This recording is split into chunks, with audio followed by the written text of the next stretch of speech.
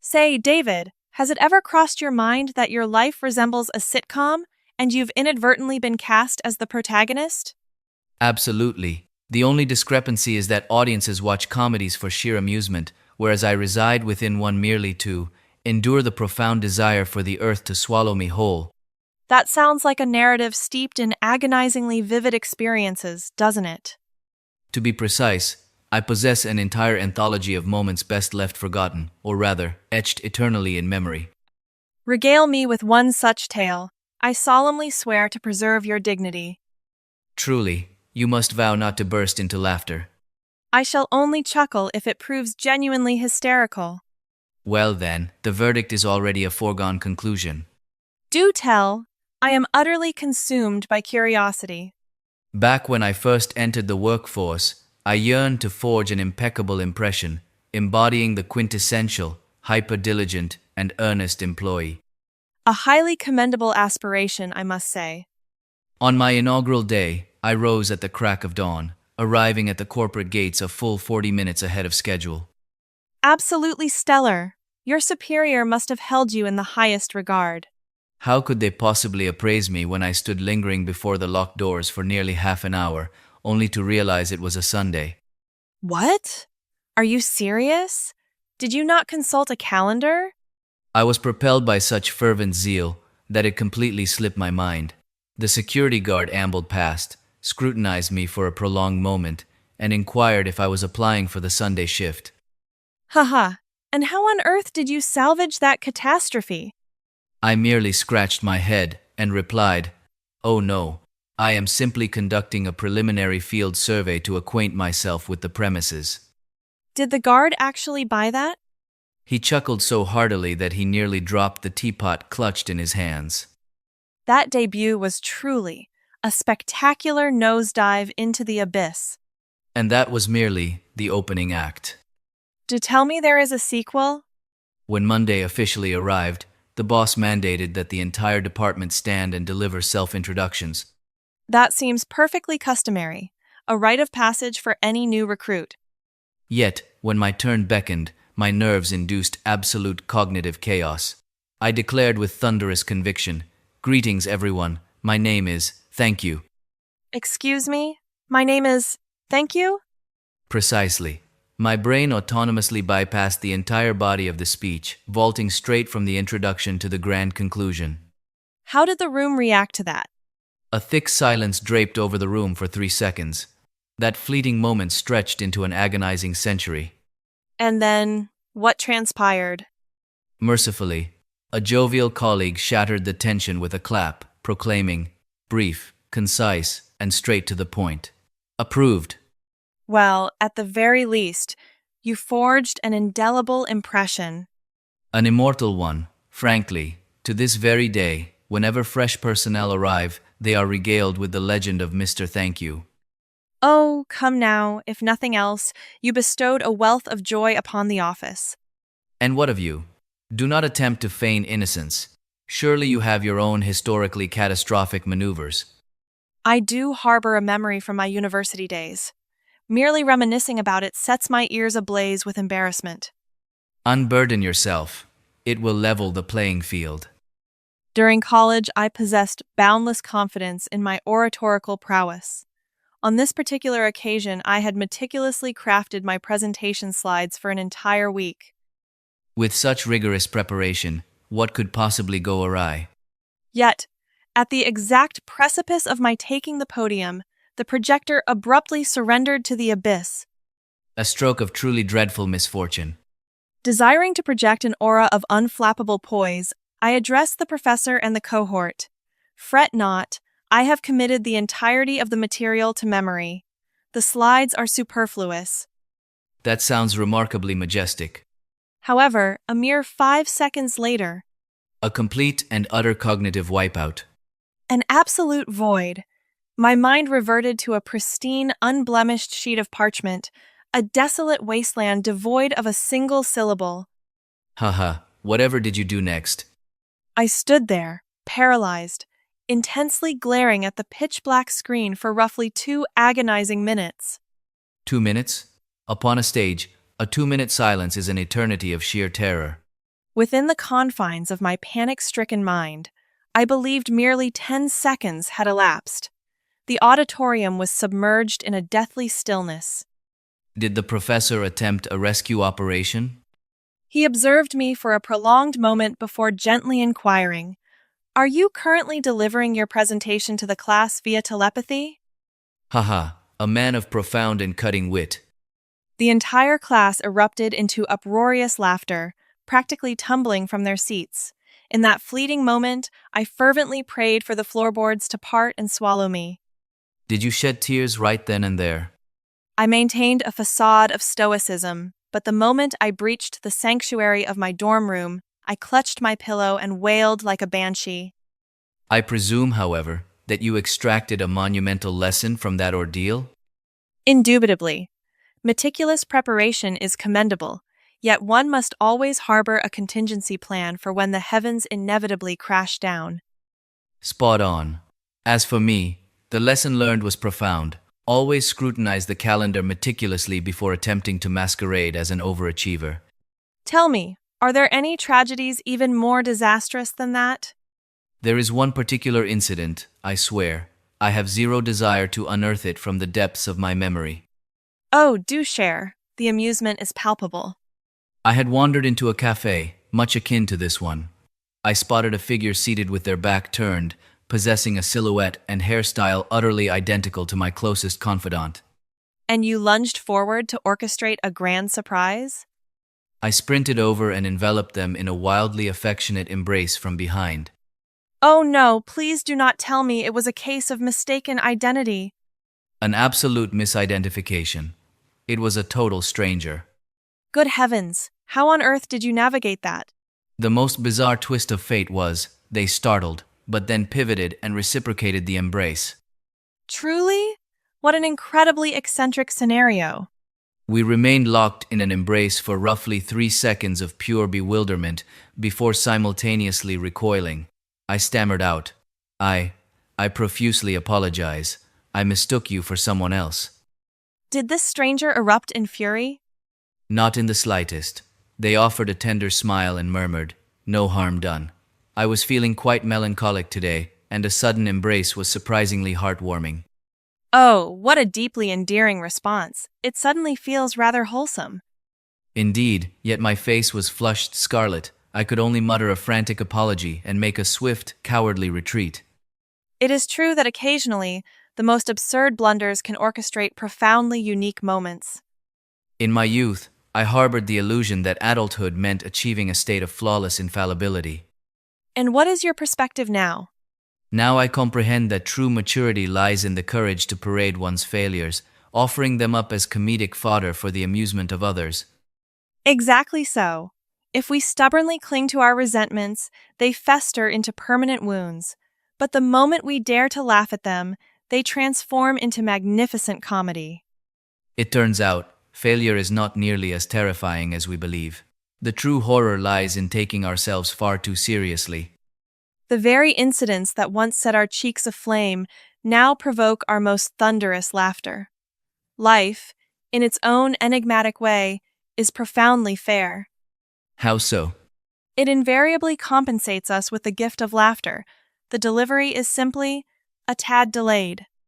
In that case, let us joyously embrace those mortifying episodes today. Come now, let us raise our coffee cups to the glorious stumbles that have meticulously chipped away at our naivete. And here's hoping that future humiliations, should they arise, prove to be slightly more merciful. Ha! I cannot, in good conscience, make any promises on that front. Then we shall simply surrender to the whims of the universe. Cheers. David, do you ever feel as though our daily existence is akin to a game where the developers relentlessly rewrite the rules? Unquestionably. I frequently convince myself that I have decoded the universe, only for it to ruthlessly prove my profound ignorance a mere 5 minutes later. Care to provide an illustration? The quintessential example is the agonizing ritual of rising early. I construct flawlessly orchestrated plans the night prior. The familiar anthem of those fiercely determined to reinvent themselves, correct? Precisely. Dawn breaks, the alarm shrieks, and I do not dismiss it. I merely engage in polite negotiation with the device. Grant me a mere 5 minutes of grace. And does it yield to your demands? It falls silent, which implies consent, does it not? Yet, propelled by some sinister supernatural force, my 5 minutes invariably contorts into 45. Haha, your biological clock must be meticulously synced to Martian time zones. I genuinely believe so. Yet that pales in comparison to my own exploits. Once, I squandered 10 frantic minutes scouring the room for my phone. Oh, that is a universal affliction. We have all fallen victim to it. The crux of the tragedy is that I was utilizing the flashlight of that very phone to illuminate the shadows beneath my bed in pursuit of it. Impossible. Is that the absolute truth? I swear upon it. Upon realization, I was petrified for several seconds, pondering whether the cognitive sector governing my rationale had embarked on a sudden, unannounced vacation. Our brains do possess a penchant for taking unauthorized mid-shift sabbaticals, much like my recent escapade, where I inexplicably ambled over to open the refrigerator. With the intention of acquiring a beverage? Not at all. I stood entirely immobilized, casting a penetrating gaze upon the egg carton and the jar of pickles for an entire minute. And then? Did the purpose of your quest materialize? Still a void. I surrendered a heavy sigh and sealed the door. A mere 3 minutes later, I predictably shuffled back to swing it open once more. Surely enlightenment struck upon the second attempt? Still nothing. I resumed my intense scrutiny of the chill void, as though eagerly anticipating the spontaneous manifestation of some miraculous feast. Had the refrigerator possessed a voice, it undoubtedly would have mocked. Are you foraging for sustenance or searching for your misplaced sanity? Undoubtedly the latter. But the supermarket excursion remains the undisputed pinnacle of amnesia. I perpetually compile a meticulously curated inventory of necessities on my device. Then omission should be a sheer impossibility. Upon arrival, I amass an overflowing cart, overflowing with items entirely absent from said ledger. Meanwhile, the paramount necessity is swallowed whole by the void of my memory. Ah, the very essence of adulthood. I share that affliction. I once ventured forth solely to procure a solitary tube of toothpaste. And what bounties did you return with? 3 colossal bags of snacks, 2 liters of soda, and an exquisitely charming miniature potted plant. And the toothpaste? Not a single microscopic trace of toothpaste to be found. Haha, whatever was the purpose of the potted plant? Your guess is as good as mine. In the glowing aisles of the supermarket, it radiated such undeniable charm that I was compelled to adopt it. Did that necessitate a return expedition the following day? Indubitably, I successfully secured the toothpaste on that outing, yet I somehow lugged back a decorative pillow, bewitched by a fleeting 30% discount. The supermarket is truly the grand sanctuary of impulsive whims. Have you ever noticed this phenomenon? Whenever you find yourself in such a frantic rush that you could practically take flight, every traffic light in existence gleams a mocking red. Exactly. Yet, on days of leisurely strolls, the avenues are utterly unhindered, boasting a glorious emerald wave from dawn to dusk. It feels as though the cosmos is seated high above, observing and actively taunting us. The other day, running disastrously late, I was forced into a desperate, frantic sprint after the bus. Did you manage to intercept it? I managed to witness its rear bumper vanish gracefully around the corner. I stood there, utterly devoid of breath, hands braced against my knees. You poor soul. At that exact moment, an elderly gentleman beside me patted my shoulder and declared, "Your running form just now was incredibly majestic, young man." Good Lord! That is some profoundly dedicated consolation right there.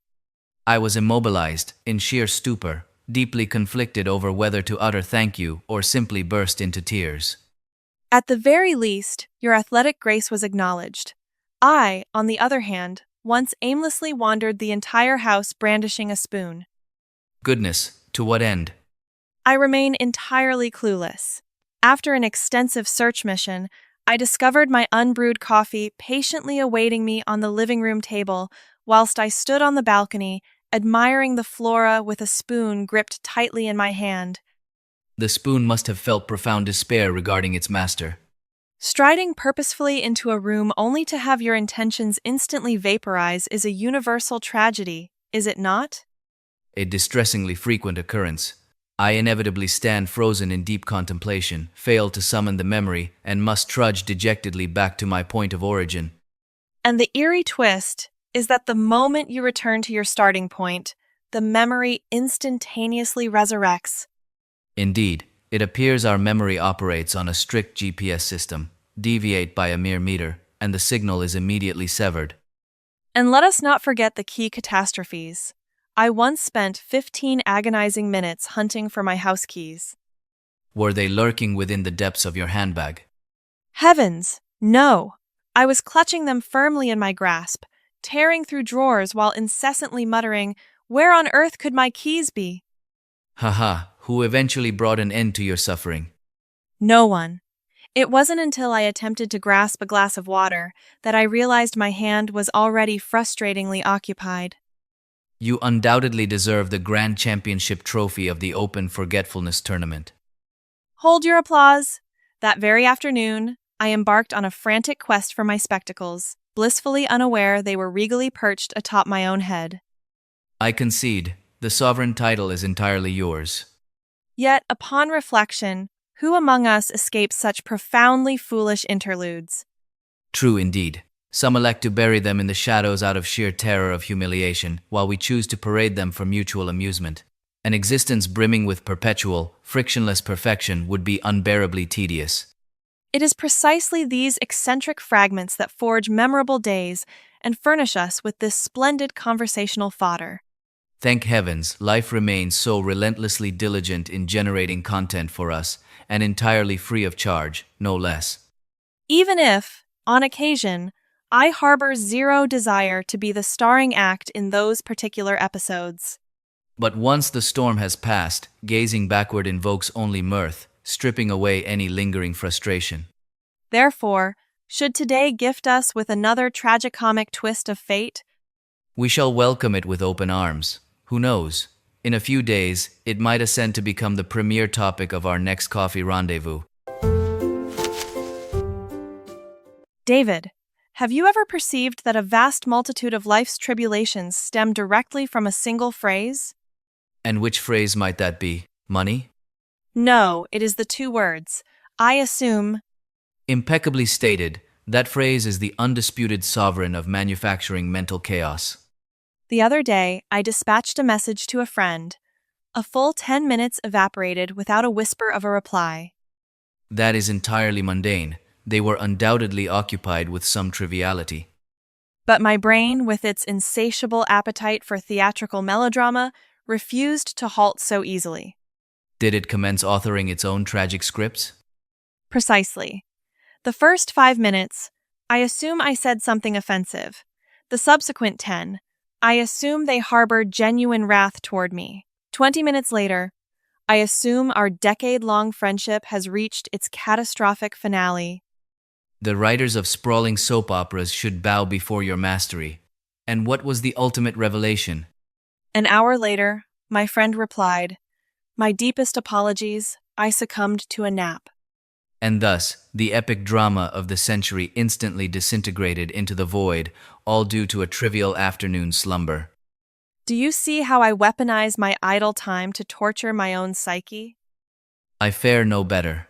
Just recently, my superior messaged, "David, I require a brief moment of your time shortly." That sounds rather chilling. Was a storm brewing? My heart practically vaulted from my chest.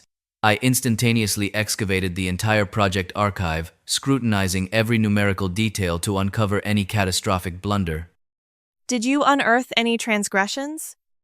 Not a single anomaly. This only amplified my terror. I assume the error is of such catastrophic magnitude that it evades my own comprehension. And how did this harrowing summit unfold? The boss summoned me, his countenance etched with profound gravity, and inquired, "Say, David, are there any exquisite faux establishments nearby to entertain our clients?" Haha, was that the entirety of the crisis? Indubitably. I had spent the entire morning stewing in a cauldron of panic, steeling myself for termination, all over a bowl of noodle soup. We are undeniably prodigies of self-inflicted torment. The other day, I spotted an acquaintance approaching from the opposite direction. I enthusiastically waved in greeting. Did they cast you into the abyss of ignorance? Yes, they glided past like an absolute stranger. My mind instantaneously spiraled. I assume I failed to wish them a happy birthday, and now they harbor an eternal vendetta against me. And the objective reality? Upon our next encounter, they confessed, "I forgot to wear my spectacles yesterday. I was navigating the streets with near total blindness, oblivious to the world." Behold, they remain blissfully untroubled, whilst we sacrifice an entire evening to rigorous self-interrogation. It translates to shopping as well. Spotting a coat with a 30% markdown, I reasoned, "I assume it will plunge to a 50% discount tomorrow. I shall acquire it then." And the outcome? Returning the morrow, the coat had vanished into the ether, leaving not a single thread behind. That is termed an assumption brimming with hope, yet violently detached from reality. Speaking of which, I possess a delightfully absurd meteorological logic. What sort of logic might that be? I firmly believe the heavens would absolutely refrain from weeping today. Because you consulted the meteorological forecasts? Heavens, no. Simply because I had just washed and meticulously styled my hair to perfection. A truly supreme tier of reasoning. But nature harbors absolute apathy toward your magnificent coiffure. Precisely. 10 minutes later, a torrential deluge descended, and I was rendered a drenched, pitiful creature. Conversely, whenever I arm myself with an umbrella, the sun blazes with unyielding fury. The moment I succumb to complacency and leave it behind, a tempest invariably erupts. It feels as though the storm clouds possess an exclusive surveillance feed fixed squarely upon us. Have you ever experienced the phantom vibration of a phone in your pocket, only to unearth a screen devoid of any notification? Certainly, it is universally recognized as phantom vibration syndrome. Our brains autonomously orchestrate and execute non-existent alerts. There exists another exquisitely sweet assumption. Every time I unseal a box of pastries, I assure myself, I assume I will devour just one tiny morsel to quell the craving. Yet ultimately the platter is laid utterly bare, is it not? Unquestionably, the pastry vanishes under profoundly mystical circumstances, and I retain zero recollection of ever having consumed it. That is simply the dark magic of exquisite culinary delights. I am often ensnared by the assumption, I assume I will merely watch this final, brief video before surrendering to sleep. And 2 hours later, you find yourself startlingly wide awake? Exactly. And I discover myself intensely engrossed in a tutorial detailing how to fold a napkin into an elegant swan at 2 a.m. Haha, and did you attempt the intricate fold? Not in the slightest, yet I observed it with an air of immense scholarly gravity. The internet truly possesses an uncanny ability to lure us down labyrinthine paths devoid of exit strategies.